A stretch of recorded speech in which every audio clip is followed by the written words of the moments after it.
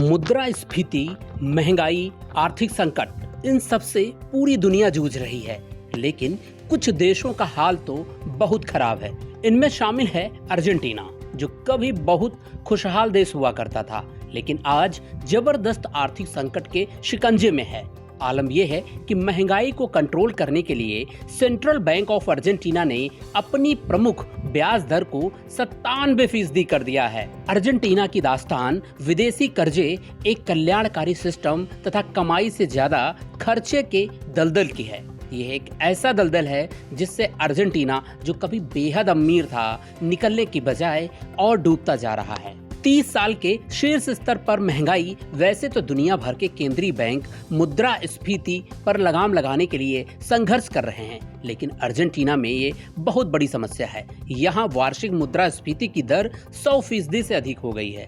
तुलना के लिए बता दें कि अमेरिका में वार्षिक मुद्रास्फीति की दर 5% से नीचे और पाकिस्तान में 31.5% है। इससे आप अर्जेंटीना में महंगाई की स्थिति का अंदाजा लगा सकते हैं। इस देश में महंगाई 30 साल के उच्च स्तर पर पहुंच चुकी है। अंतर्राष्ट्रीय मुद्रा कोष के आंकड़ों के अनुसार अर्जेंटीना में मुद्रास्फीति दर 1990 के दशक की शुरुआत के बाद से उच्चतम स्तर है। वर्तमान में ऐसी उच्च मुद्रास्फीति झेलने वाले सिर्फ 2 ही अन्य देश हैं, वेनेजुएला और जिम्बाब्वे। अर्जेंटीना में बीते 12 महीनों में खाद्य कीमतों में मुद्रास्फीति 115% रही है। अत्यधिक मुद्रास्फीति के चलते अर्जेंटीना की मुद्रा पेसो में हुए निवेश का बड़ा आउटफ्लो हुआ है, जिससे इस वर्ष अमेरिकी डॉलर के मुकाबले पेसो के मूल्य में 23% की गिरावट आई है। यह बहुत बड़ी गिरावट है। 1930 की महामंदी से पहले प्रति व्यक्ति धन के मामले में अर्जेंटीना दुनिया के 10 सबसे अमीर देशों में एक था, लेकिन 1950 के दशक के बाद से अर्जेंटीना हर 5-10 साल में आर्थिक संकट में फंसता रहा है। मुद्रास्फीति के साथ अर्जेंटीना की चल रही लड़ाई 1980 के दशक या उससे पहले की है, लेकिन कोरोना महामारी, यूक्रेन रूस युद्ध, वैश्विक खाद्य आपूर्ति में कमी और तेल गैस की स्थिति ने पहले से ही पस्त अर्थव्यवस्था को और नीचे धकेल दिया है। आज 10 में से 4 अर्जेंटीनियाई नागरिक गरीबी रेखा से नीचे रहते हैं। एकमात्र उपाय नोट छापते जाओ। अर्जेंटीना में राजकोषीय घाटा लगातार बढ़ता ही गया है। सरकार जितना कमाती है उससे कहीं अधिक खर्च करती है। घाटा पाटने के लिए सेंट्रल बैंक अधिक पेसो प्रिंट करता रहता है, जिसका नतीजा ये होता है कि पेसो की वैल्यू लगातार कम होती जाती है।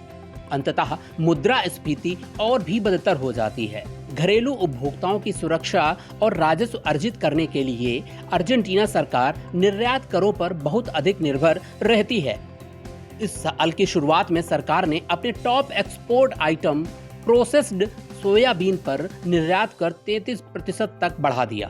अर्जेंटीना की अर्थव्यवस्था का एक बड़ा हिस्सा कृषि का है और उसे अधिक से निचोड़ने के तरीके निकाले जाते रहे हैं। अर्जेंटीना के सामने सबसे बड़ा संकट कर्ज का संकट है। अर्जेंटीना पर 2018 के बेल आउट पैकेज के हिस्से के रूप में अंतर्राष्ट्रीय मुद्रा कोष का 40 बिलियन बकाया है, लेकिन इसके बावजूद अर्जेंटीना ने इस वर्ष की शुरुआत में IMF से 44 बिलियन डॉलर का और ऋण ले लिया। अब देश के सामने एक डिफॉल्ट का संकट बन गया है। वैसे अर्जेंटीना के साथ डिफॉल्ट का इतिहास रहा है। 1956 में IMF में शामिल होने के बाद से अर्जेंटीना ने IMF से 22 मर्तबा वित्तीय सहायता पैकेज प्रोग्राम मांगे हैं और ये उसे मिले भी हैं। इनमें सबसे उल्लेखनीय है 2001 के अर्जेंटीना वित्तीय संकट के दौरान था, जब ये 21.6 बिलियन डॉलर के IMF ऋण पर डिफॉल्ट कर गया था। यही नहीं, इसने अन्य लेनदारों को 95 बिलियन डॉलर मूल्य के बॉन्ड पर भुगतान भी कर दिया था। 2001 के संकट के बाद से देश के नागरिक देश की पहले से ही गंभीर आर्थिक स्थिति को बदतर करने के लिए IMF की कठोर शर्तों को दोषी ठहराते हैं। अर्जेंटीना के राष्ट्रपति अल्बर्टो फर्नांडीज भी IMF के 2018 ऋण को जहरीला और गैर जिम्मेदार ठहराते हैं। 1900 की शुरुआत में अर्जेंटीना फ्रांस और जर्मनी से ज्यादा अमीर था। उस दौर में देश के कृषि और विनिर्माण वादे से आकर्षित होकर दुनिया भर से लोग यहाँ आकर बस गए। द्वितीय विश्व युद्ध के दौरान जनरल जुआन पेरेन एक शक्तिशाली श्रम मंत्री बन गए और उन्हीं के साथ देश में लोक लुभावन वाद आ गया। जुआन पेरोन, श्रम संबंधों, पेंशन और सामाजिक सेवाओं के प्रभारी थे। उन्होंने जनता को खूब सब जवाब दिखाए। कुछ साल बाद अर्जेंटीना के राष्ट्रपति भी बन गए। उनके द्वारा स्थापित आंदोलन आज भी विभिन्न देशों में जीवित है। उनकी नीतियां दीर्घकालिक आर्थिक विकास की कीमत पर अल्पावधि में लोकप्रिय आर्थिक कल्याण को प्राथमिकता देती हैं।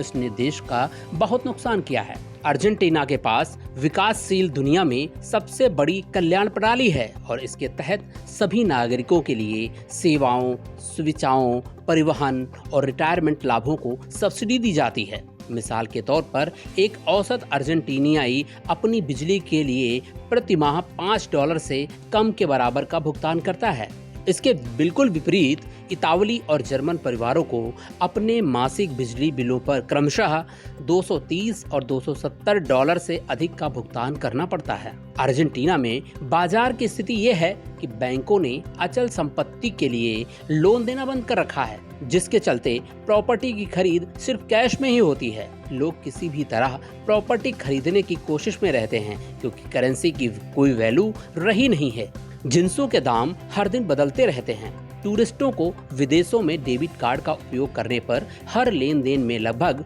50% का टैक्स चुकाना पड़ता है।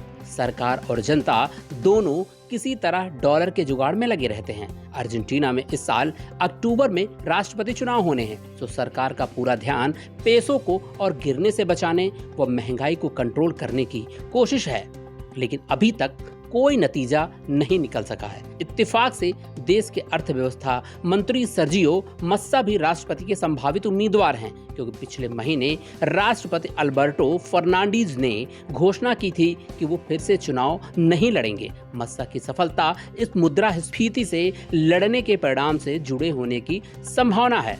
बहरहाल जीते भले ही कोई, अर्जेंटीना की स्थिति हाल फिलहाल सुधरने वाली नहीं है। कर्ज का जाल ही कुछ ऐसा है। न्यूज़ ट्रैक के लिए नील मणिलाल की रिपोर्ट।